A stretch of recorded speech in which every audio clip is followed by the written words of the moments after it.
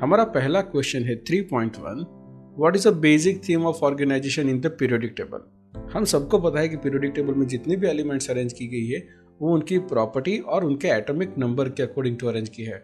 Like मैं बात करूँ अल्कली मेटल्स तो उन सभी का अरेंजमेंट ऐसे किया कि उनकी सबकी प्रॉपर्टी सेम हो। हैलोजन की भी सबकी प्रॉपर्टी सेम है, इनर्ट गैस की भी ऑलमोस्ट सबकी प्रॉपर्टी सेम है। तो सभी एलिमेंट्स को ऐसे अरेंज किया है कि उनकी प्रॉपर्टी सेम हो और इंक्रीजिंग ऑर्डर में एटॉमिक नंबर बढ़ता जाए। तो ये है basic theme behind the organisation of the periodic table. Next हमारा क्वेश्चन 3.2 है which important property did Mendeleev use to classify the elements in his periodic table and did he stick to that. तो इसका answer है atomic mass और we can see the atomic weight. इसके according to Mendeleev ने पूरा periodic table arrange किया है। अब जो दूसरा क्वेश्चन है in his periodic table did he stick to that, तो उसके लिए हम उसका पीरियोडिक टेबल देखेंगे।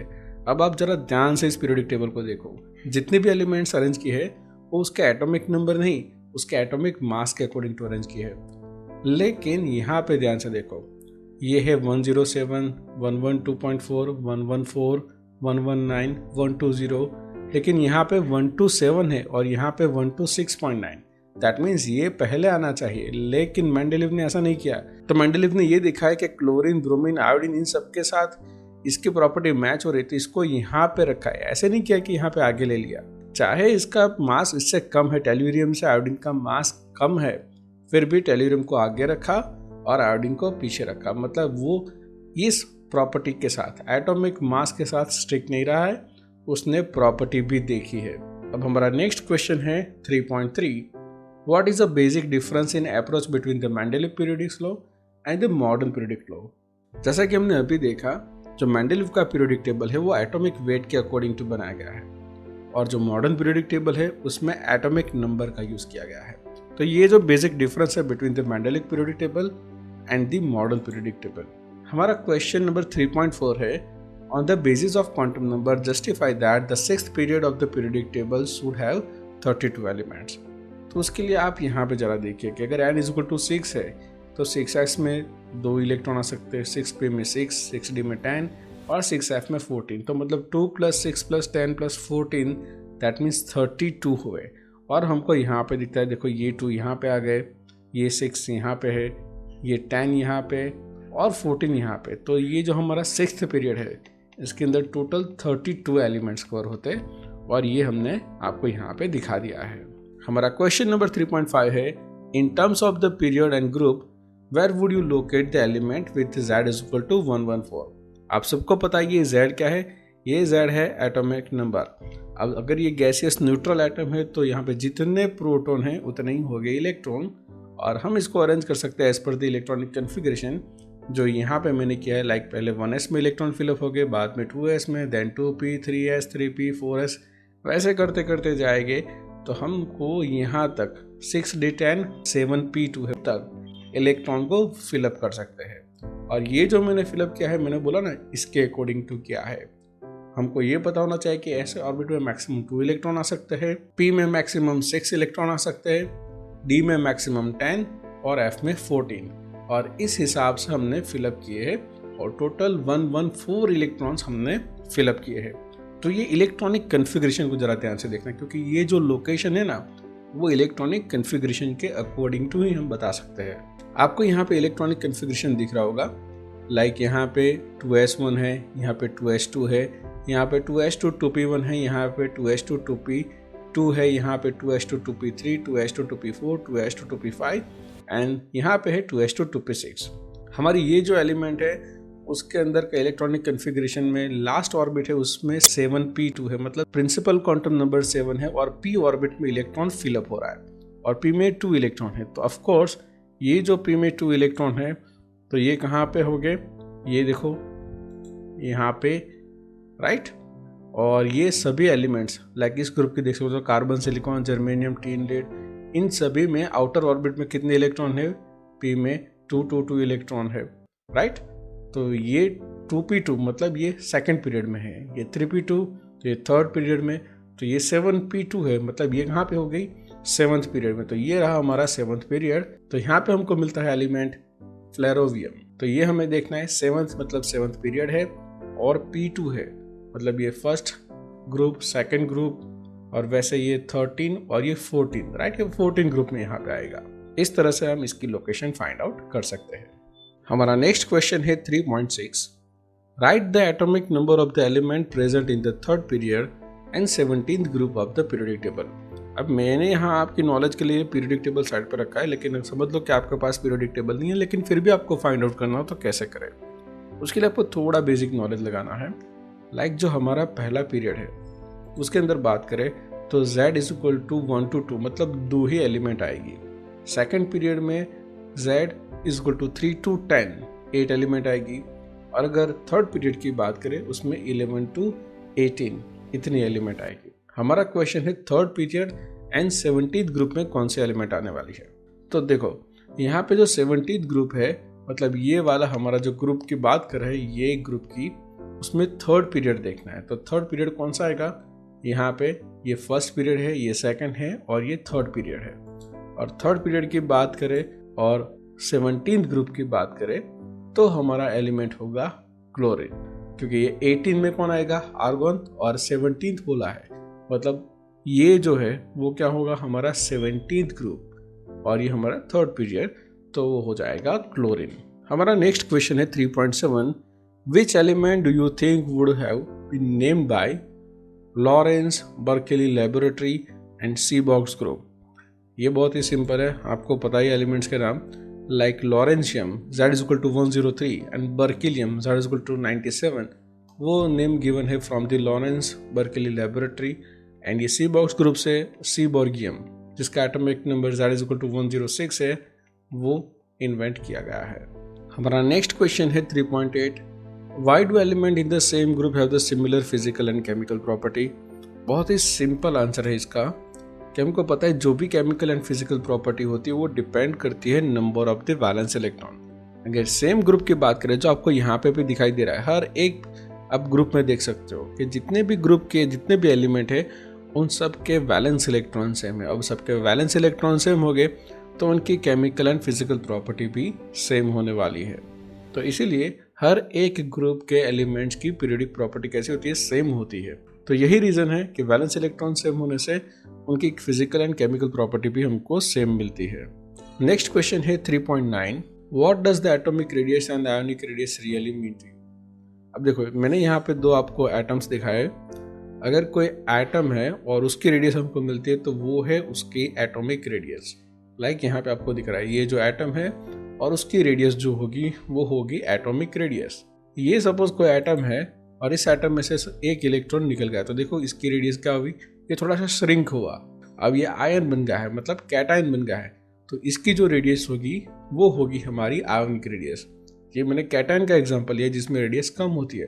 अगर एनायन की बात करें तो उसके केस में उसकी रेडियस बढ़ेगी। तो अभी आपको पता चल गया है कि एटॉमिक रेडियस एटम की होती है और आयोनिक रेडियस आयन की होती है, जिसमें आयन कैटायन भी हो सकता है और एनायन भी हो सकता है। हमारा नेक्स्ट क्वेश्चन है 3.10, how do atomic radius very in the period and in a group, how do you explain the variation. तो इसका आंसर बहुत सिंपल है कि जो भी हम पीरियड की बात कर रहे हैं उसमें जब भी हम लेफ्ट टू राइट जाएंगे तो उसमें एटॉमिक रेडियस डिक्रीज होगी। और उसका एक सिंपल रीज़न है कि जब भी हम ये सेम पीरियड की बात करते हैं तो उसमें वैलेंस शेल सेम रहता है। अब जैसा एटॉमिक नंबर बढ़ता जाएगा बाहर के इलेक्ट्रॉन बढ़ते जाएंगे और न्यूक्लियस के अंदर प्रोटॉन बढ़ते जाएंगे। तो प्रोटॉन बढ़ते जाएंगे तो इफेक्टिव न्यूक्लियर चार्ज बढ़ता जाएगा, बाहर इलेक्ट्रॉन बढ़ते जाएगा और इन दोनों का अट्रैक्शन भी बढ़ता जाएगा। और जैसे जैसे ये अट्रैक्शन बढ़ता जाएगा वैसे वैसे जो एटम की साइज है वो भी डिक्रीज होती जाएगी। तो याद रखना लेफ्ट टू राइट जब भी हम जाते हैं इन द केस ऑफ पीरियड तो एटॉमिक साइज डिक्रीज होगी। अब बात करते हैं कि ग्रुप में क्या होगा। तो ग्रुप में जैसे हम टॉप टू बॉटम आते हैं, राइट, मतलब ऊपर से नीचे आते हैं, वैसे उसकी साइज इंक्रीज होगी। और ये क्यों होगी, तो उसका सेम ऐसा ही रीज़न है कि ऊपर से नीचे आता है जब भी तो साथ में यहाँ पे प्रिंसिपल क्वांटम नंबर जो है वो इंक्रीज होगा। लाइक पहले में 1s है तो दूसरे में 2s, 3s, 4s, मतलब जैसे जैसे प्रिंसिपल क्वांटम नंबर बढ़ता है वैसे वैसे जो एटम की रेडियस है वो बढ़ती जाएगी, क्योंकि वो ऑर्बिट भी बड़ी हो रही है। प्रिंसिपल क्वांटम नंबर क्या दिखाता है, साइज ऑफ द ऑर्बिट। तो 1s से 2s बढ़ी, 2s से 3s, 3s से 4s, वैसे बाकी सब ऑर्बिट भी क्या होती है, धीरे धीरे बढ़ती जाएगी। सो आपको ये याद रखना है कि in the period left to right जाएंगे तो क्या होगा, साइज डिक्रीज होगी, और टॉप टू बॉटम ऊपर से नीचे आते ग्रुप में तो उसकी साइज इंक्रीज होगी। और कंबाइंडली याद रखना तो आप ये इमेज को याद रख सकते हैं, ये एक ऊपर का ये जो दिखा रहा है ये है ग्रुप के लिए है, राइट, और यहाँ पे जो दिखाई दे रहा है वो पीरियड के लिए। इस हिसाब से आप याद रख सकते हो size of the atom in the case of periodic table. हमारा नेक्स्ट क्वेश्चन है 3.11, what do you understand by isoelectronic species? Name a species that will be isoelectronic with each of the following atoms और the ions. तो देखो मैं आपको बताऊँ isoelectronic species किसको बोलते हैं, तो जिन स्पीसीज में नंबर ऑफ इलेक्ट्रॉन सेम हो उसको बोलते हैं आइसोइलेक्ट्रॉनिक स्पीसीज। आइसो का मतलब सेम और इलेक्ट्रॉनिक तो कब पता चल गया आपको, इलेक्ट्रॉन सेम होने चाहिए। तो जो स्पीसीज में नंबर ऑफ इलेक्ट्रॉन सेम आते हो उनको बोलेंगे आइसो इलेक्ट्रॉनिक स्पीसीज। अब बात करें F- की, तो फ्लोरीन में 9 प्रोटॉन तो 9 इलेक्ट्रॉन हो गए, लेकिन यहाँ पे -1 है, दैट मीन्स 1 इलेक्ट्रॉन ज़्यादा है। तो टोटल इलेक्ट्रॉन F- में कितने हो गए, 9 + 1 10। तो जो स्पीसीज में 10 इलेक्ट्रॉन्स आते हो वो हो गया iso electronic species of fluorine minus. जैसे कि Na+ मतलब सोडियम में 11 इलेक्ट्रॉन होते हैं, 11 इलेक्ट्रॉन 11 प्रोटॉन, लेकिन यहाँ पे +1 है, दैट मीन्स 1 इलेक्ट्रॉन कम है, तो 11 में से एक जाएगा तो होगा 10, तो वो भी आइसो इलेक्ट्रॉनिक हुआ to the fluorine minus. Neon उसमें तो 10 ही होते हैं। O-2 O में होता है 8 इलेक्ट्रॉन और -2 मतलब 2 इलेक्ट्रॉन ऐड किए तो बन जाएंगे 10, तो वो भी हुआ iso electronic toward the F-। Al+3 उसमें भी क्या हो गए, 10 इलेक्ट्रॉन हो गए, आप चेक कर लेना जरूर। नेक्स्ट है आर्गोन।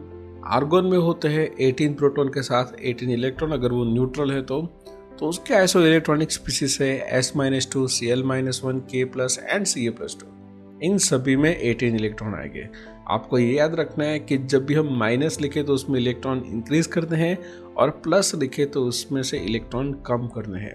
लाइक अगर मैं पोटेशियम की K+ की बात करूँ, पोटेशियम में होते हैं 19 इलेक्ट्रॉन, लेकिन +1 दैट मीन्स 1 इलेक्ट्रॉन कम करेंगे। Cl की बात करें तो Cl में होते हैं 17 इलेक्ट्रॉन, लेकिन Cl-1 है तो क्या करेंगे, 1 इलेक्ट्रॉन बढ़ाएंगे तो टोटल हो गए 18 इलेक्ट्रॉन। इसी हिसाब से आप डिफरेंट आइसो इलेक्ट्रॉनिक स्पीसीज बना सकते हो। नेक्स्ट है हमारा Mg+2। Mg में होते हैं 12 इलेक्ट्रॉन, लेकिन यहाँ पे +2 है, दैट मीन्स 12 - 2 तो 10 इलेक्ट्रॉन हो गए। तो जो हमने किया था F- में वही सारी स्पीसीज जो 10 इलेक्ट्रॉन वाली है वही होगी iso electronic toward the Mg+2। Next है रुबिडियम प्लस। रुबिडियम का एटॉमिक नंबर होता है 37, मतलब 37 प्रोटॉन है तो 37 इलेक्ट्रॉन हो गए, लेकिन यहाँ पे +1 है, दैट मीन्स 1 इलेक्ट्रॉन कम होगा तो टोटल हो गए 36 इलेक्ट्रॉन। और उसके आइसो इलेक्ट्रॉनिक स्पीसीज है Br-, क्रिप्टॉन एंड स्ट्रोंशियम+2। इन सभी में हो गए 36, 36 एंड 36 इलेक्ट्रॉन्स। हमारा नेक्स्ट क्वेश्चन है 3.12, consider the following species N-3, O-2, F-, Na+, Mg+2, L+3। उसमें क्वेश्चन ए है what is a common in them, और सेकंड क्वेश्चन है arrange them in the order of increasing ionic radii. तो सबसे पहले हम क्या करेंगे, इन सभी के अंदर number of electrons find out करेंगे, और हमको पता चल गया कि देखो इन सभी के अंदर 10 10 10 इलेक्ट्रॉन्स है। और जस्ट हमने अभी देखा कि जिन स्पीसीज के अंदर नंबर ऑफ इलेक्ट्रॉन सेम होते हैं उनको कहा जाता है आइसो इलेक्ट्रॉनिक स्पीसीज। तो ये सभी आइसो इलेक्ट्रॉनिक स्पीसीज है। अब हमारा second question, arrange them in the order of increasing order of ionic radii. तो इसके लिए आपको याद रखना है कि ionic radii is inversely proportional to nuclear charge, मतलब जितना ज़्यादा न्यूक्लियर चार्ज होगा उतनी आयोनिक रेडियाई कम होगी, राइट। तो देखो N-3, O-2 इन सभी का मैंने increasing order of the nuclear charge लिखा है। नाइट्रोजन का है +7, ऑक्सीजन का +8 और एल्यूमिनियम का होगा +13। तो जस्ट अभी ऊपर देखा हमने कि जिसका न्यूक्लियर चार्ज ज़्यादा उसकी आयोनिक रेडियाई कम होगी। तो ऑफ कोर्स एल्यूमिनियम +3 की आयोनिक रेडियाई सबसे कम होगी और सबसे ज़्यादा आयोनिक रेडियाई होगी N3- की। हमारा नेक्स्ट क्वेश्चन है 3.13, explain why cation are in smaller and anion are larger in radii than the parent atoms. अब उसका एक सिंपल रीज़न मैं आपको बताऊं कि जब भी कैटायंस बनते तो कैटायंस में क्या होता है कि बाहर से इलेक्ट्रॉन कम होता है। अब जब भी इलेक्ट्रॉन कम होता है लेकिन अंदर प्रोटॉन नहीं कम होते, प्रोटॉन तो उतने ही होते हैं, तो जो एडिशनली जो एक प्रोटॉन बचा उसका अट्रैक्शन बाहर के इलेक्ट्रॉन पे बढ़ जाएगा, और जब भी अट्रैक्शन बढ़ेगा तो साइज क्या होगी, कम होगी। तो compare to the parent atom जो कैटायन होते हैं उनकी साइज कम होती है। लेकिन उसके अपोजिट एनायन की बात करें तो उसमें एडिशनल इलेक्ट्रॉन ऐड होता है। तो जब भी इलेक्ट्रॉन ऐड होता है तो इनके बीच का रिपल्सन बढ़ जाता है और इसकी साइज इंक्रीज हो जाती है। चलो मैं थोड़ा आपको ग्राफिकल वे से बताऊँ। ये जो बीच में है वो है हमारा एक न्यूट्रल एटम, राइट, जिसके अंदर 4 प्रोटॉन है और बाहर घूम रहे 4 इलेक्ट्रॉन। यहाँ पे एक और मैंने एटम ड्रॉ किया है वैसा ही, जिसके अंदर 4 प्रोटॉन है और 4 इलेक्ट्रॉन है, राइट। अब देखो ये आप ध्यान से देखना है, ये जो 4 इलेक्ट्रॉन्स घूम रहे हैं उसमें से अभी एक इलेक्ट्रॉन कम हुआ। तो जैसे इलेक्ट्रॉन कम हुआ, अंदर के जो 4 प्रोटॉन थे उन्होंने अट्रैक्शन लगाया बाहर के इलेक्ट्रॉन पे और इसकी वजह से उसकी साइज डिक्रीज हुई। तो ये हुआ हमारा कैटायन। अब ऑन द अदर हैंड बात करें राइट साइड पे, जो भी आपको दिख रहा है वो एटम है जिसके अंदर 4 प्रोटॉन है अंदर और बाहर पे है 4 इलेक्ट्रॉन।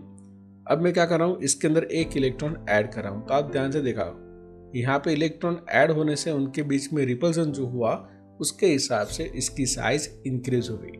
तो कैटायन में साइज कम होती है जो यहाँ पे दिख रहा है, और एनायन में साइज क्या हो रही है, बढ़ रही है। और ये रहा हमारा बीच में ये न्यूट्रल हमारा एटम है। हमारा नेक्स्ट क्वेश्चन है 3.14, What is the significance of the term isolated gaseous atom and the ground state while defining the ionization enthalpy and the electron gain enthalpy? अब आप सबको पता है कि आयोनाइजेशन एंथैल्पी किसको बोलते हैं। तो इलेक्ट्रॉन रिमूव करने के लिए जो एनर्जी देनी पड़े वो है आयोनाइजेशन एंथैल्पी। लेकिन अगर हम सिंगल एटम की बात करें, जो कभी भी हमको ऐसे नहीं मिल सकता कि फ्री सिंगल एटम और उसमें से इलेक्ट्रॉन निकाल दें, राइट, तो वो पॉसिबल ही नहीं है। तो हम क्या करते हैं, लो प्रेशर पे काम करते हैं, जिससे एटम के बीच का डिस्टेंस बढ़ जाता है और वो बन जाता है आइसोलेटेड गैसियस एटम। और सेकंड थिंग जो हमने अभी बात की ना कि आइसोलेटेड के साथ साथ हमने ग्राउंड स्टेट बोला, तो ग्राउंड स्टेट में जब भी इलेक्ट्रॉन हो गए तो वो मैक्सिमम एनर्जी से वो बंधे हुए हो गए। तो उसको रिमूव करने के लिए जो भी एनर्जी देनी पड़े वो मैक्सिमम एनर्जी होगी, राइट। किसी और स्टेट के कंपैरिजन में ग्राउंड स्टेट में से इलेक्ट्रॉन को निकालने के लिए मैक्सिमम एनर्जी देनी पड़ेगी, इसीलिए हम लोग टर्म यूज करते हैं ग्राउंड स्टेट। तो ये आई थिंक आपको क्लियर हो गया है कि क्यों हम आइसोलेटेड गैसेस एटम और ग्राउंड स्टेट की बात करते हैं इन the case of ionisation enthalpy and electron gain enthalpy. हमारा नेक्स्ट न्यूमेरिकल है 3.15, energy of electron in the ground state of the hydrogen atom is minus 2.18 into 10 raised to minus 18 joule. Calculate the ionization enthalpy of the hydrogen in terms of joule per mole. बहुत ही simple numerical है। देखो यहाँ पे energy दी है एक single atom के लिए और हमें पर मोल चाहिए। इसको सीधा हमको मल्टीप्लाई कर देना है विद द एवोगैड्रो नंबर, और वो है 6.022 into 10 raised to 23। तो हमें जो मिलेगा वो आंसर होगा जूल पर मोल, और वो है 1.31 into 10 raised to 6 जूल पर मोल। सीधा हमने एवोगैड्रो नंबर से मल्टीप्लाई किया है और कुछ नहीं किया है। कई स्टूडेंट को ये होगा कि सर यहाँ पे तो माइनस है तो आपने ये प्लस क्यों लिखा है। तो मैं आपको बता दूँ कि ये माइनस क्या है, ये इतनी एनर्जी से बाइंडेड है न्यूक्लियस के साथ, लेकिन अगर आप उतनी ही एनर्जी देंगे तो वो वहाँ से रिमूव हो जाएगा। इसलिए हमने यहाँ पे माइनस का प्लस कर दिया है और मल्टीप्लाई कर दिया है एवोगैड्रो नंबर से, क्योंकि हमें पर मोल चाहिए, दैट्स वाई। तो ये हमें आंसर मिला 1.31 into 10 raised to 6। हमारा नेक्स्ट न्यूमेरिकल है 3.16, among the second period element the actual ionization enthalpy are in the order of lithium less than boron less than beryllium less than carbon less than oxygen less than nitrogen less than fluorine and toward the less than neon. अब इसमें question है why the beryllium has the higher delta IH than the boron, मतलब ionization enthalpy beryllium की higher है compare to the boron. और दूसरा question है oxygen has the lower ionization enthalpy than the nitrogen and fluorine. तो ये सभी answer हमको मिलते हैं इलेक्ट्रॉनिक स्टेबिलिटी के ऊपर से। कैसे मैं आपको दिखाऊं कि बेरिलियम और बोरॉन की कंपेयर करें तो बेरिलियम का एटॉमिक नंबर है 4 और बोरॉन का है 5। तो 1s में दोनों में 2-2 इलेक्ट्रॉन हो गए, 2s में भी 2-2 आएंगे, लेकिन p के अंदर बेरिलियम में कुछ नहीं आएगा, लेकिन बोरॉन में 1 इलेक्ट्रॉन आएगा। अब देखो ये दोनों फुलफिल्ड ऑर्बिट है, दैट मीन्स जब भी कोई ऑर्बिट फुलफिल होती है तो उसमें से इलेक्ट्रॉन निकालना इजी नहीं है, लेकिन जो 2px है यहाँ पे एक इलेक्ट्रॉन है इन द केस ऑफ बोरॉन, तो वो इजीली इलेक्ट्रॉन दे देगा क्योंकि उसको क्या बनना है, 2s2 बनना है जो उसका स्टेबल स्ट्रक्चर है। तो comparison of the beryllium, boron easily electron lose कर देगा और जो इजीली इलेक्ट्रॉन लूज कर देगा उसकी आयोनाइजेशन एंथैल्पी कम होगी। But in the comparison of beryllium वो तो स्टेबल ही है और उसमें से इलेक्ट्रॉन रिमूव करना वो इजी टास्क नहीं है, इसलिए हमको ज़्यादा एनर्जी देनी पड़ेगी। इसलिए comparison of the boron beryllium की आयोनाइजेशन एंथैल्पी ज़्यादा है। अब हम कंपेयर करेंगे ऑक्सीजन का नाइट्रोजन एंड फ्लोरीन के साथ। तो यहाँ पे भी मैंने सबके इलेक्ट्रॉनिक कन्फिग्रेशन दे दिया है। अब ऑक्सीजन देखो, नाइट्रोजन देखो and fluorine.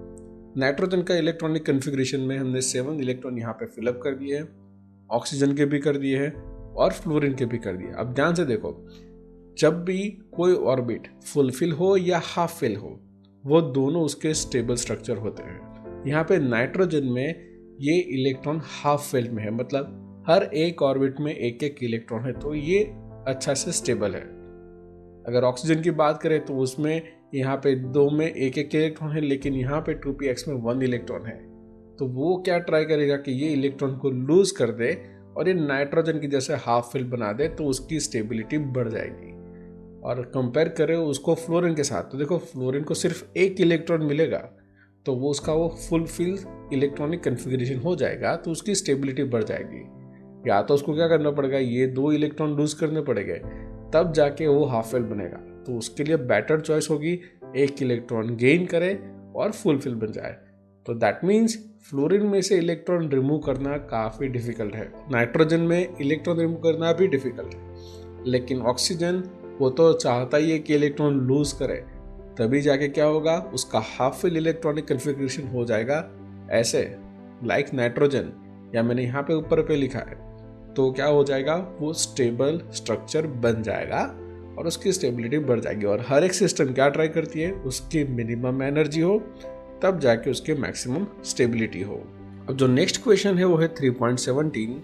How would you explain the fact that the first ionisation enthalpy of the sodium is lower than that of the magnesium but the second ionisation enthalpy is higher than that of the magnesium. तो यहाँ पे मैंने 2 table arrange किए।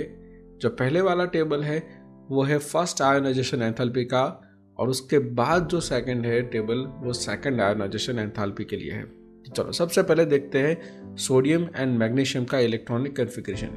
आपको clearly visible है कि 3s में sodium में 1 इलेक्ट्रॉन है, लेकिन मैग्नीशियम में 2 इलेक्ट्रॉन है। मैंने पहले ही बताया था कि कोई भी ऑर्बिट ऐसे ट्राई करेगी कि देखो यहाँ पे ये 1 इलेक्ट्रॉन इजीली लूज हो जाए, तो यहाँ पे 2p6 हो जाएगा, तो उसकी स्टेबिलिटी मैक्सिमम रहेगी। और यहाँ पे ये जो 2 इलेक्ट्रॉन ऑलरेडी अवेलेबल है, मतलब ये उसके स्टेबल फॉर्म में है मैग्नीशियम, तो वो अपना इलेक्ट्रॉन क्यों देगा, वो नहीं देगा क्योंकि वो स्टेबल है। लेकिन यहाँ पे उसको स्टेबल होना तो एक इलेक्ट्रॉन गेन करे या लूज करे।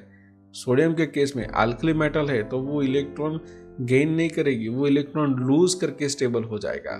तो ये इजीली इलेक्ट्रॉन लूज करेगा, तो मैग्नीशियम की कंपैरिजन में सोडियम की आयोनाइजेशन एंथैल्पी कम होगी। अब उन दोनों ने एक एक इलेक्ट्रॉन लूज कर दिया। अब जो इलेक्ट्रॉनिक कन्फिग्रेशन होता है ये वो स्टेबल में है। लाइक सोडियम प्लस तो उसमें 10 इलेक्ट्रॉन, तो ये हो गए 10 इलेक्ट्रॉन। Mg प्लस में 11 इलेक्ट्रॉन, तो वो मैंने यहाँ पे दिखाया है। अब ध्यान से देखो, अब ये Mg प्लस है वो किसके जैसा हो गया, Na के जैसा हो गया जो पहले यहाँ पे था। और ये जो Na प्लस है यहाँ पे तो फुलफिल इलेक्ट्रॉन है, तो ये तो उसका स्टेबल स्ट्रक्चर हो गया। और जब भी कोई स्टेबल होता है उसमें से आप इलेक्ट्रॉन हटाना चाहो तो वो उसको रेजिस्ट करेगा। दैट मीन्स इसमें से इलेक्ट्रॉन रिमूव करने के लिए हमें ज़्यादा एनर्जी देनी पड़ेगी। लेकिन यहाँ पे ये इलेक्ट्रॉन तो इजीली लूज कर देगा, क्योंकि उसको भी कैसा बनना है, ऐसे Na प्लस जैसा बनना है, उसको स्टेबल कन्फिग्रेशन करना है। इसीलिए Mg प्लस की आयोनाइजेशन एंथैल्पी Na प्लस से कम होगी। ये इजीली इलेक्ट्रॉन लूज कर देगा, लेकिन Na plus easily electron lose नहीं करेगा। हमारा नेक्स्ट क्वेश्चन है 3.18। What are the various factors due to which ionization enthalpy of the main group element tends to decrease down our group? तो उसके 2 reason हैं। एक है increasing in the atomic size of the element. मैंने पहले आपको बताया कि ऊपर से जैसे नीचे आते हैं उसमें एटॉमिक साइज बढ़ती है। जैसा एटॉमिक साइज बढ़ेगी तो हम लार्जर साइज के साथ क्या होगा, लार्ज डिस्टेंस होगा, न्यूक्लियस से इलेक्ट्रॉन का लार्ज डिस्टेंस है, दैट मीन्स कम अट्रैक्शन, लेसर द अट्रैक्शन, तो easily remove to electron, right. मतलब वो इलेक्ट्रॉन इजीली रिमूव जाएगा क्योंकि अट्रैक्शन कम है, तो रिमूव करने में हमको ज़्यादा एनर्जी नहीं लगेगी। यहाँ पे बहुत नज़दीक है, दैट मीन्स एनर्जी ज़्यादा लगेगी, लेकिन यहाँ पे बहुत ज़्यादा डिस्टेंस है, तो वो इलेक्ट्रॉन पे अट्रैक्शन कम है, तो वो इजीली रिमूव हो जाएगा। और दूसरा रीज़न है increasing in the shielding effect. ये शील्डिंग इफेक्ट क्या है वो मैं आपको समझाऊँ। ये जो यहाँ पे सेंटर में न्यूक्लियस है, जो ब्लैक कलर का मैंने दिखाया, जिसका पॉजिटिव चार्ज है, ये जो रेड पार्ट है वो है इलेक्ट्रॉन्स, इनर ऑर्बिट इलेक्ट्रॉन, जिनका नेगेटिव चार्ज होता है। और ये जो बाहर घूम रहा है वो भी वैलेंस इलेक्ट्रॉन है। अब यहाँ पे ये जो वैलेंस इलेक्ट्रॉन है उसका चार्ज भी नेगेटिव है, और ये जो रेड कलर का इलेक्ट्रॉन क्लाउड है, जो इनर इलेक्ट्रॉन है, उनका भी चार्ज नेगेटिव है। तब क्या होगा, ये जो बीच का पॉजिटिव चार्ज है वो बाहर घूमते हुए इलेक्ट्रॉन तक पहुंचेगा ही नहीं, मतलब ये एक शील्ड बना देगा। और ये शील्ड बना देगा तो जो उस पर चार्ज लगना चाहिए, जो न्यूक्लियर चार्ज, पॉजिटिव चार्ज जो फील करना चाहिए बाहर का इलेक्ट्रॉन, वो फील नहीं करेगा, और वो कम फील करेगा, दैट मीन्स उसका शील्डिंग होगा, तो वो अट्रैक्शन भी कम हो जाएगा और वो इलेक्ट्रॉन भी इजीली रिमूव हो जाएगा। तो ये जो दो रीज़न है, increasing in the atomic size and increasing the shielding effect, ये दोनों रीज़न की वजह से होता क्या है, आयोनाइजेशन एंथैल्पी डिक्रीज होती है। हमारा नेक्स्ट क्वेश्चन है 3.19। The first ionisation enthalpy values in kilojoule per mole of a 13 group element are boron 801, aluminium 577, gallium 579, indium 558, tellurium 589. How would you explain the deviation from this general trend? तो मैं आपको समझाऊँ कि boron to aluminium हम same group में जैसे नीचे आते हैं, तो शील्डिंग इफेक्ट और एटॉमिक साइज की वजह से वहाँ पे आयोनाइजेशन एंथैल्पी कम होगी, और वो हमको दिख रहा है। लाइक बोरॉन का 801 है और एल्यूमिनियम का 577। लेकिन जैसे हम गैलियम की ओर जाते हैं तो एल्यूमिनियम से गैलियम की आयोनाइजेशन एंथैल्पी थोड़ी ज़्यादा है, 579 है। और ये क्यों हुआ? अगर हम बात करें गैलियम की, तो गैलियम की आयोनाइजेशन एनर्जी एल्यूमिनियम से हायर है, क्योंकि जो एल्यूमिनियम है वो एस ब्लॉक के बाद तुरंत ही आ जाता है, लेकिन ये जो गैलियम है वो डी ब्लॉक के बाद आता है। अब जो डी ऑर्बिटल के इलेक्ट्रॉन होते हैं उनका शील्डिंग ज़्यादा इफेक्टिव नहीं होता है। अब देखो, ज़्यादा शील्डिंग इफेक्टिव नहीं है तो क्या होगा, अट्रैक्शन ज़्यादा होगा, और अट्रैक्शन ज़्यादा होगा वो वाले इलेक्ट्रॉन इजीली रिमूव नहीं होंगे। तो compare to the aluminium, gallium के इलेक्ट्रॉन रिमूव करना डिफ़िकल्ट है, और डिफ़िकल्ट है दैट मीन्स एनर्जी ज़्यादा देनी पड़ेगी, और वो हमें दिख रहा है। इन द केस ऑफ एल्यूमिनियम 577 है, लेकिन गैलियम में 579 है। नेक्स्ट आगे जाए 558 जो है इंडियम का, और उसके बाद टेल्यूरियम का, तो वो तो हमें दिख ही रहा है क्लियरली कि गैलियम से इंडियम, उसमें क्या होता है कि जैसे साइज इंक्रीज होगी वैसे क्या होगा, शील्डिंग भी बढ़ेगा, एटॉमिक साइज भी बढ़ेगी, तो आयोनाइजेशन एंथैल्पी कम ही होगी। और उसके आगे इंडियम टू टेल्यूरियम पे जाते हैं, तब क्या होता है, अगेन आयोनाइजेशन एंथैल्पी इंक्रीज होती है। और ये क्यों होता है? क्योंकि टेल्यूरियम 4f और 5d इलेक्ट्रॉन्स वहाँ पे आते हैं, और उनका शील्डिंग क्या होता है कि ज़्यादा नहीं होता है। और जब भी ज़्यादा शील्डिंग ना हो तब अट्रैक्शन ज़्यादा होता है, और ज़्यादा अट्रैक्शन से वो इलेक्ट्रॉन को रिमूव करना डिफ़िकल्ट होता है। So in the comparison of indium, tellurium के इलेक्ट्रॉन हम इजीली रिमूव नहीं कर सकते, इसीलिए उसकी आयोनाइजेशन एंथैल्पी हमें ज़्यादा मिलती है। हमारा नेक्स्ट क्वेश्चन है 3.20। विच of the following pair of the element would have the more negative electron gain enthalpy? तो पहला है oxygen and fluorine, and second है फ्लोरीन एंड क्लोरीन। तो बात करें ऑक्सीजन एंड फ्लोरीन की, तो वो दोनों सेम पीरियड में आते हैं, लेकिन यहाँ पे क्या है, ऑक्सीजन का एटॉमिक नंबर 8 है और फ्लोरीन का 9 है। तो ऑक्सीजन की कंपैरिजन में फ्लोरीन में एक प्रोटॉन और एक इलेक्ट्रॉन ज़्यादा है। और इसके इलेक्ट्रॉनिक कन्फिग्रेशन की भी बात करें तो फ्लोरीन को अगर एक इलेक्ट्रॉन मिल जाएगा तो उसका नोबल गैस के जैसा कन्फिगरेशन कंप्लीट हो जाएगा। कि फ्लोरीन को ऑक्सीजन की कंपैरिजन में इलेक्ट्रॉन की रिक्वायरमेंट ज़्यादा है, तभी वो नोबल गैस कन्फिगरेशन रिक्वायर होगी उसकी। तो फ्लोरीन की इलेक्ट्रॉन गेन एंथैल्पी ज़्यादा नेगेटिव होगी compare to the oxygen. Proton भी ज़्यादा है और रिक्वायरमेंट भी ज़्यादा है, मतलब रिक्वायरमेंट एक ही इलेक्ट्रॉन की है जो इजीली सेटिस्फाइड हो जाएगी, इसीलिए उसकी इलेक्ट्रॉन गेन एंथैल्पी ज़्यादा नेगेटिव होगी। अब कंपेयर करें फ्लोरीन और क्लोरीन की तो दोनों सेम ग्रुप में आते हैं। अगर हम इलेक्ट्रॉन गेन एंथैल्पी की बात करें तो क्लोरीन की इलेक्ट्रॉन गेन एंथैल्पी ज़्यादा नेगेटिव होगी कंपेयर टू द फ्लोरीन, और उसका एक सिंपल रीज़न है कि फ्लोरीन की साइज छोटी है compare to the chlorine. Fluorine में जो इलेक्ट्रॉन ऐड होगा वो n=2 मतलब सेकेंड ऑर्बिट में ऐड होगा, लेकिन क्लोरीन के अंदर वो थर्ड ऑर्बिट के अंदर होगा। अब सेकेंड ऑर्बिट के अंदर जब भी ऐड होगा तो उसकी साइज छोटी होगी और उसमें इलेक्ट्रॉन ज़्यादा हो गए तो उनके बीच रिपल्जन होगा। लेकिन अगर n=3 है तो वो बड़ी ऑर्बिट है तो उसमें रिपल्जन कम होगा, तो जिसमें रिपल्जन ज़्यादा है उसमें इलेक्ट्रॉन इजीली नहीं जाएगा। But in the case of chlorine repulsion कम है तो उसकी इलेक्ट्रॉन गेन एंथैल्पी ज़्यादा नेगेटिव होगी कंपेयर टू दी फ्लोरीन। हमारा नेक्स्ट क्वेश्चन है 3.21। Would you expect the second electron gain enthalpy of oxygen as a positive, more negative और less negative than the first? Justify your answer. जैसा कि हम सबको पता है कि ऑक्सीजन के अंदर इलेक्ट्रॉन ऐड करने से मतलब ये जो पहला इलेक्ट्रॉन ऐड करेंगे तब एनर्जी रिलीज होगी और उसकी इलेक्ट्रॉन गेन एंथैल्पी होगी नेगेटिव। लेकिन जब सेकंड इलेक्ट्रॉन ऐड करते हैं तो जो पहले ऑलरेडी एक इलेक्ट्रॉन रहा है और अब जो दूसरा इलेक्ट्रॉन ऐड करे उन दोनों के बीच में रिपल्जन होगा, और ये रिपल्जन होने से क्या होगा, इसकी इलेक्ट्रॉन गेन एंथैल्पी पॉजिटिव होगी। तो ये आंसर आएगा electron gain enthalpy and second case positive होगी। हमारा नेक्स्ट क्वेश्चन है 3.22। What is the basic difference between the term electron gain enthalpy and electron negativity? तो चलो ये समझते हैं कि इलेक्ट्रॉन गेन एंथैल्पी और इलेक्ट्रॉन नेगेटिविटी में डिफरेंस क्या है। हमको पता है कि जब भी इलेक्ट्रॉन ऐड करते हैं आइसोलेटेड गैसेस एटम में तो जो एनर्जी रिलीज होती है उसको हम बोलते हैं इलेक्ट्रॉन गेन एंथैल्पी। इसको ऐसे भी कहा जाता है electron gain enthalpy is a measure of tendency of an isolated gaseous atom to accept the electron. अब ये जब एक्सेप्ट करता है इलेक्ट्रॉन तब या तो एनर्जी रिलीज होती है या हमें एनर्जी देनी पड़ती है, और वो होगी हमारी इलेक्ट्रॉन गेन एंथैल्पी। और इलेक्ट्रोनेगेटिविटी क्या है? It is a measure of the tendency of an atom in a chemical compound to attract a share pair of electron. मतलब हमारा कोई केमिकल कंपाउंड है उसमें जो शेयर्ड इलेक्ट्रॉन है उसको एक न्यूक्लियस अपनी ओर खींचेगा तो वो कितनी अमाउंट में खींच रहा है, राइट, कितना अट्रैक्शन है वो शेयर्ड पेयर इलेक्ट्रॉन के साथ, और वो है हमारी इलेक्ट्रोनेगेटिविटी। हमारा नेक्स्ट क्वेश्चन है 2.23। How would you react the statement that the electronegativity of nitrogen on Pauling scale is 3.0 in all the nitrogen compound?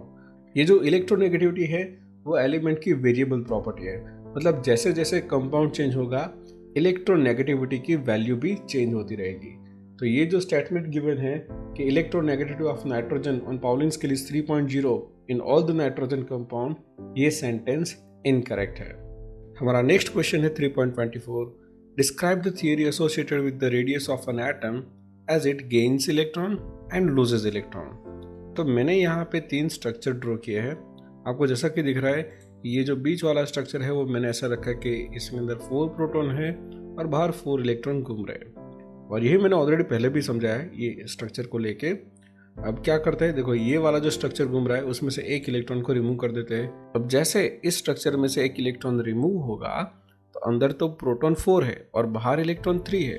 ये जो 4 प्रोटॉन है इनका अट्रैक्शन बाहर के इलेक्ट्रॉन कर बढ़ जाएगा और इसकी ऑर्बिट की रेडियस वो कम हो जाएगी। जब भी कोई इलेक्ट्रॉन लूज होगा और ये कैटायन बनेगा तो उसकी एटॉमिक रेडियस कम हो जाएगी। और उसके अपोजिट सपोज ये हमारा एक एटम है न्यूट्रल एटम और उसके अंदर कोई इलेक्ट्रॉन ऐड होता है कि इन इलेक्ट्रॉन के बीच के रिपल्जन से ये जो ऑर्बिट है उसकी रेडियस इंक्रीज हो जाएगी। तो आपको ये याद रखना है कि जब भी कैटायन बनता है तो उसकी रेडियस न्यूट्रल एटम से कम होती है, और जब भी एनायन बनता है तब उसकी रेडियस न्यूट्रल एटम से ज़्यादा होती है। हमारा नेक्स्ट क्वेश्चन है 3.25। Would you expect the first ionisation enthalpy for 2 isotopes of the same element to be the same or different? Justify the answer. तो मैं आपको बता दूं कि ये जो हमारी आयोनाइजेशन एंथैल्पी है वो प्रॉपर्टी डिपेंड करती है number of electrons and protons पे, दैट मीन्स न्यूक्लियर चार्ज पे डिपेंड करती है। आइसोटोप में तो number of electron and proton same होंगे, डिफरेंट तो होगा तो सिर्फ उसका नंबर ऑफ न्यूट्रॉन, और वो नंबर ऑफ न्यूट्रॉन चेंज हो जाने से उसका एटॉमिक मास चेंज हो जाता है। दैट मीन्स यहाँ पे कुछ भी फर्क नहीं पड़ेगा, दोनों आइसोटोप है और दोनों की आयोनाइजेशन एंथैल्पी सेम ही रहेगी। तो ये हमें याद रखना है कि यहाँ पे आइसोटोप हो तो भी आयोनाइजेशन एंथैल्पी दोनों की सेम रहेगी। हमारा नेक्स्ट क्वेश्चन है 3.26, what are the major differences between the metal and non metal. तो मैंने ये पूरा डिफरेंस यहाँ आपके सामने रखा है, मैं इसको रीड नहीं करने वाला हूँ क्योंकि आप स्टैंडर्ड 6, 7, 8 से जानते हो कि what is the difference between metal and non metal. तब मैंने अभी इसको ऐसे ही रखने वाला हूँ, आप उसको देख लेना और रीड कर लेना। अगर आपको कोई डाउट होता है तो मुझे बताना, मैं आपका वो डाउट सॉल्व कर दूंगा। हमारा नेक्स्ट क्वेश्चन है 3.27, use the periodic table to answer the following question. Identify an element with the 5 electrons in the outer subshell. तो देखो आउटर सबसेल में 5 इलेक्ट्रॉन होते हैं, वो हमारा ग्रुप हेलोजन है जिसमें फ्लोरीन, क्लोरीन, ब्रोमीन, आयोडीन और एस्टेटाइन आता है, जिसका इलेक्ट्रॉनिक कन्फिग्रेशन जनरलाइज फॉर्म में NH2NP5 है। नेक्स्ट क्वेश्चन है identify an element would tend to lose the 2 electrons. तो वो ग्रुप होगा हमारा अल्कलाइन अर्थ मेटल का, जिसके अंदर beryllium, magnesium, calcium, strontium, barium and radium होते हैं और इनका जनरलाइज इलेक्ट्रॉनिक कन्फिग्रेशन होता है NH2। और ये 2 इलेक्ट्रॉन को डोनेट कर सकते हैं, मतलब ये 2 इलेक्ट्रॉन को लूज कर सकते हैं। हमारा थर्ड क्वेश्चन है identify an element that would tend to gain 2 electron. देखो यहाँ पे लूज था और यहाँ पे गेन करने की बात आई है, तो गेन कौन करेगा? तो जिसका इलेक्ट्रॉनिक कन्फिग्रेशन NH2NP4 हो, तो वो 2 इलेक्ट्रॉन गेन करके स्टेबल ऑक्टेट बनाएंगे लाइक NH2NP6। और यहाँ पे तो जो ऑक्सीजन फैमिली होगी, oxygen, sulphur, selenium, tellurium and polonium, तो ये जो पूरी ऑक्सीजन फैमिली है उनका जनरलाइज इलेक्ट्रॉनिक कन्फिग्रेशन है NH2NP4। इनकी टेंडेंसी होगी to gain the 2 electrons. Next है identify the group having a metal, non metal, liquid as well as the gas at the room temperature. तो वो ऐसा एक ही ग्रुप है, ग्रुप 17, जिसमें नॉन मेटल भी है, मेटल भी है, liquid as well as gas है, जो रूम टेम्परेचर पे हमको मिलते हैं। So this is the answer of question number 3.27। हमारा नेक्स्ट क्वेश्चन है 3.29, right the general outer electronic configuration of S, P, D and F block element. जो S block होता है उसका जनरलाइज इलेक्ट्रॉनिक कन्फिग्रेशन होता है NS122। इसमें N की वैल्यू 2 से 7 तक कुछ भी हो सकती है। आपको होगा कि N की वैल्यू 1 क्यों नहीं लिए, क्योंकि देखो हाइड्रोजन है ना, उसकी पोजीशन अभी तक कंफर्म नहीं है, वो कहाँ रखते हैं, उसका 1s1 होता है, लेकिन वो हम S ब्लॉक में नहीं रख सकते। और दूसरा हीलियम, तो वो भी S ब्लॉक में नहीं आता है, तो वो हमने अभी यहाँ पे नहीं रखा, इसलिए हमने N=2 to 7 रखा है। अगर P ब्लॉक की बात करें तो उसका जनरलाइज इलेक्ट्रॉनिक कन्फिग्रेशन होता है NH2NP126, जिसमें N की वैल्यू 2 to 6 होती है। D ब्लॉक का इलेक्ट्रॉनिक कन्फिग्रेशन जनरलाइज फॉर्म में होता है N-1 D1 to 10 and NS0 to 2, जिसमें N की वैल्यू 4 to 7 होती है। F ब्लॉक का जनरलाइज इलेक्ट्रॉनिक कन्फिग्रेशन होता है N-2 F1 to 14, N-1 D0 to 10 और NS2 होता है, जिसमें N की वैल्यू 6 to 7 हो सकती है। तो ये था generalize electronic configuration of S, P, D and F block element. हमारा नेक्स्ट क्वेश्चन है 3.30, assign the position of the element having the outer electronic configuration NH2NP4 for N=3। अब इस इक्वेशन में N=3 जब रखेंगे तब हमें इलेक्ट्रॉनिक कन्फिग्रेशन मिलेगा 3s2 3p4। अब 3 बोला है तो ये थर्ड पीरियड हुआ, और जब इसके अंदर 3s2 3p4 लिखते हैं तो जो p4 हुआ दैट मीन्स यहाँ पे टोटल कितने इलेक्ट्रॉन हो गए, sq2 हो गए। फिर कौन आएगा, D ब्लॉक आएगा, क्योंकि ये हमने बोला है कौन सा है, N=3। तो जब भी हम N=3 रखते हैं तो वहाँ से D ब्लॉक स्टार्ट हो जाता है, क्योंकि S और P के बीच में आएगा D ब्लॉक, तो उसके भी 10 इलेक्ट्रॉन हम काउंट करेंगे। और P में कितने हैं, यहाँ पे 4 है, तो 2 हो गए S ब्लॉक के इलेक्ट्रॉन। D ब्लॉक के कितने आएंगे, 10 आएंगे, और बाद में ये P के कितने रखें, यहाँ पे 4, तो 2 + 10 + 4 तो हो गए 16, और 16 में जो भी हमारा एलिमेंट है वो 16 ग्रुप में होगा, और वो है हमारा सल्फर। नेक्स्ट इलेक्ट्रॉनिक कन्फिग्रेशन है N-1 D2 NH2 for N=4, और यहाँ पे N=4 है, मतलब ये फोर्थ पीरियड है, और फोर्थ पीरियड में D ब्लॉक एलिमेंट आ जाती है, मतलब ये D ब्लॉक कंप्लीट आ जाता है। लेकिन यहाँ पे D2 है, मतलब ये इनकम्प्लीट है, ये फुलफिल नहीं है।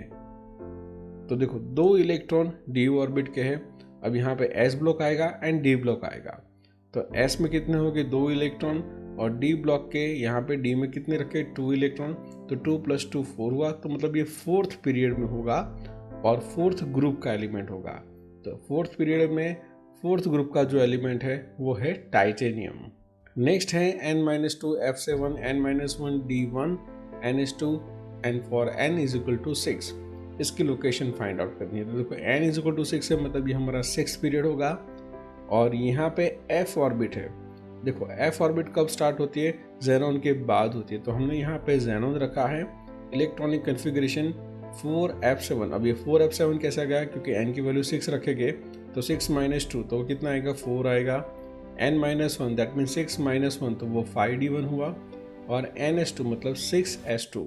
जेनॉन के होते हैं 57 इलेक्ट्रॉन, इसके है 7, इसके है 2 और ये जो D है उसका 1, तो इसका समेशन करेंगे तो आंसर आया 64 जो है atomic number of the gadolinium.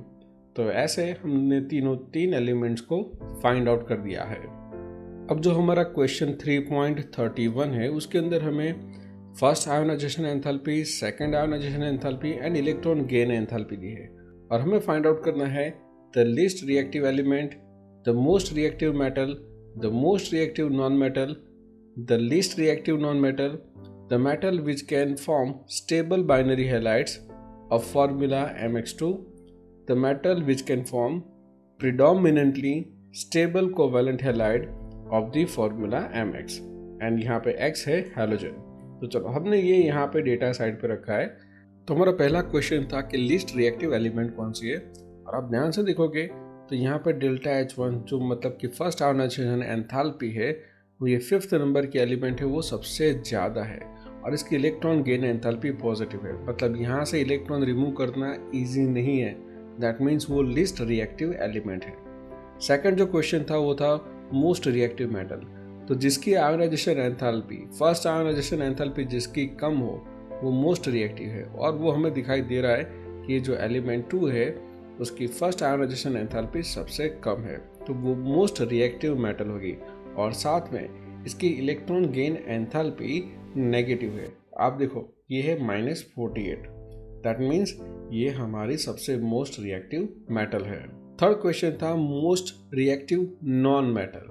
अब नॉन मेटल में क्या हम देखते हैं कि जो नॉन मेटल होगी उनकी आयोनाइजेशन एंथैल्पी मतलब फर्स्ट आयोनाइजेशन एंथैल्पी हाई होती है और इनकी इलेक्ट्रॉन गेन एंथैल्पी भी हाई होती है और वो हमें ऑब्जर्व होता है ये 3rd नंबर में। इसकी फर्स्ट आयोनाइजेशन एंथैल्पी भी हाई है और ये इलेक्ट्रॉन गेन एंथैल्पी भी हायर है, दैट मीन्स ये हमारी होगी मोस्ट रिएक्टिव नॉन मेटल। हमारा नेक्स्ट क्वेश्चन था कि कौन सा लीस्ट रिएक्टिव नॉन मेटल है। अब हमें देखना है कि एलिमेंट नंबर 5 जो हमारी लीस्ट रिएक्टिव नॉन मेटल है, क्योंकि इसकी जो फर्स्ट आयोनाइजेशन एंथैल्पी वो हाई है एंड उसकी पॉजिटिव इलेक्ट्रॉन गेन एंथैल्पी है जो यहाँ पे 48 दिख रहा है, तो ये हमारी हुई least reactive non metal. Next था कि कौन सा हमारा कंपाउंड है जो MX2 टाइप के स्टेबल बाइनरी हैलाइड बनाएगा, तो उसके लिए हमें क्या देखना है, बाइनरी बोला है मतलब X2 बोला है, तो यहाँ पे हमें फोकस करना है सेकेंड आयोनाइजेशन एंथैल्पी पे और वो देखो यहाँ पे कि हमारा जो कंपाउंड नंबर 6 है उसकी सेकेंड आयोनाइजेशन एंथैल्पी सबसे कम है, दैट मीन्स ये सबसे स्टेबल हैलोजन के साथ बाइनरी कंपाउंड बनाएगा। नेक्स्ट है कौन सा कंपाउंड प्रिडोमिनेंटली MX टाइप के हैलाइड बनाएगा, तो ध्यान से देखो यहाँ पे जो फर्स्ट एलिमेंट है 1 नंबर की जिसकी फर्स्ट आयोनाइजेशन एंथैल्पी सबसे कम है, तो वो MX टाइप के हैलाइड सबसे स्टेबल बनाएगा। तो ये था सॉल्यूशन हमारे इस क्वेश्चन का।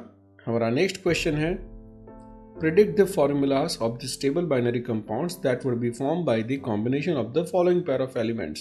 पहला लिथियम एंड ऑक्सीजन और उससे बनता है LiO2, मैग्नीशियम और नाइट्रोजन से बनेगा Mg3N2, एल्यूमिनियम एंड आयोडीन से बनेगा Al(I3), सिलिकॉन एंड ऑक्सीजन से बनेगा SiO2, फॉस्फोरस एंड फ्लोरीन से बन सकता है PF3 as well as PF5 and element 71 and fluorine. तो जो एलिमेंट 71 है वो है ल्यूटेशियम जिसकी वैलेंसी 3 है, तो वो बनाएगा LuF3।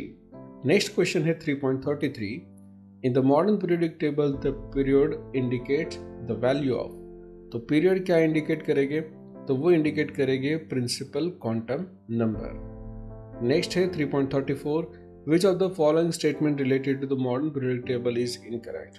तो जो इनकरेक्ट स्टेटमेंट है वो ये है that D block has 8 column. वो गलत है क्योंकि वहाँ पे डी ब्लॉक के अंदर 10 कॉलम्स आते हैं जो डी सब सेल को रिप्रेजेंट करते हैं, क्योंकि डी सब सेल में 10 इलेक्ट्रॉन्स आ सकते हैं। नेक्स्ट क्वेश्चन है 3.35, anything that influence the valence electron will affect the chemistry of the element. Which of the following factor does not affect the valence shell? तो हमको पता है कि जो न्यूक्लियर मास होता है वो चेंज होने से कुछ भी केमिस्ट्री में या वैलेंस शेल में कुछ फर्क नहीं पड़ेगा। हाँ, न्यूक्लियर चार्ज हो, number of core electron, principal quantum number, ये सबसे फर्क पड़ता है, लेकिन ये न्यूक्लियर मास से कुछ फर्क पड़ने वाला नहीं है। नेक्स्ट क्वेश्चन है 3.36, The size of isoelectronic species F-, neon, Na+ is affected by। तो ये सब किससे अफेक्ट होते हैं, न्यूक्लियर चार्ज से। ये वाला क्वेश्चन हमने देखा था कि न्यूक्लियर चार्ज जितना होगा उतना उसका रेडियस कम होगा, तो ये डिपेंड करता है न्यूक्लियर चार्ज पे। नेक्स्ट क्वेश्चन है 3.37, विच of the following statement is incorrect in the relation of ionisation enthalpy. तो ये स्टेटमेंट गलत है that removal of an electron from the orbitals bearing the lower n value is easier than the form of the orbital having the higher n value। क्योंकि जितनी orbit की value n की value कम होगी उतना वो nuclear से closure होगी और अट्रैक्शन ज़्यादा होगा, तो वो इलेक्ट्रॉन रिमूव करने के लिए हमें एनर्जी भी ज़्यादा देनी पड़ेगी। तो ये स्टेटमेंट यहाँ पे गलत है। नेक्स्ट है 3.38, considering the elements boron, aluminium, magnesium and potassium, the correct order of the metallic character. तो वो है सबसे ज़्यादा मेटालिक कैरेक्टर होता है हमारे पोटेशियम का, then magnesium, then aluminium and boron. Next question है 3.39, considering the element boron, carbon, nitrogen, fluorine and silicon, the correct order of the non metallic character. तो यहाँ पे हमको देखना है कि जैसे हम पीरियोडिक टेबल पे लेफ्ट टू राइट जाएंगे उसकी नॉन मेटालिक कैरेक्टर इंक्रीज होता है। तो इस हिसाब से सबसे ज़्यादा नॉन मेटालिक होगा फ्लोरीन से nitrogen, then carbon and boron. और वैसे हम देखे जाए ग्रुप के अंदर तो जैसे ऊपर से नीचे आते हैं, मतलब डाउन टू द ग्रुप आते हैं, तो उसका नॉन मेटालिक कैरेक्टर डिक्रीज होता है। तो कार्बन ज़्यादा नॉन मेटालिक है कंपेयर टू द सिलिकॉन। तो इस हिसाब से बोरॉन भी ज़्यादा नॉन मेटालिक है कंपेयर टू द सिलिकॉन। तो ये पूरा सीक्वेंस होगा fluorine to nitrogen to carbon, boron and silicon. ये पूरा हमारा आंसर होगा। नेक्स्ट है 3.40, considering the elements fluorine, chlorine, oxygen and nitrogen, the correct order of their chemical reactivity in the terms of oxidizing property is. तो देखो यहाँ पे हमको देखना है कि जब भी left to right across the period जाएंगे ऑक्सीडाइजिंग कैरेक्टर एलिमेंट का इंक्रीज होता जाएगा। तो इस हिसाब से फ्लोरीन का ज़्यादा होगा, ऑक्सीजन कम होगा और सबसे कम होगा नाइट्रोजन। लेकिन अगर हम ग्रुप पे नीचे आते हैं तो ही ऑक्सीडाइजिंग कैरेक्टर उसका डिक्रीज होगा। तो इस हिसाब से फ्लोरीन का ज़्यादा पावर होगा ऑक्सीडाइजिंग और क्लोरीन का कम होगा। तो हमारा जो करेक्ट सीक्वेंस होगा वो होगा फ्लोरीन से ऑक्सीजन टू क्लोरीन और सबसे कम होगा नाइट्रोजन। तो दोस्तों आज की वीडियो में सिर्फ इतना ही था। नेक्स्ट वीडियो में हम देखेंगे चैप्टर नंबर 4 की एक्सरसाइज का सॉल्यूशन। अगर आपको कुछ भी डाउट हो या प्रॉब्लम हो तो मुझे आप कमेंट में बता सकते हो। वीडियो अच्छा लगा हो तो लाइक कर देना, अच्छा नहीं लगा हो तो डिसलाइक भी कर देना। और अगर इस चैनल पे नए हो तो इस चैनल को सब्सक्राइब कर देना, तो आपको ऐसे नए नए वीडियो मिलते रहेंगे। Thank you so much for watching and thank you so much for your time. Bye and take care.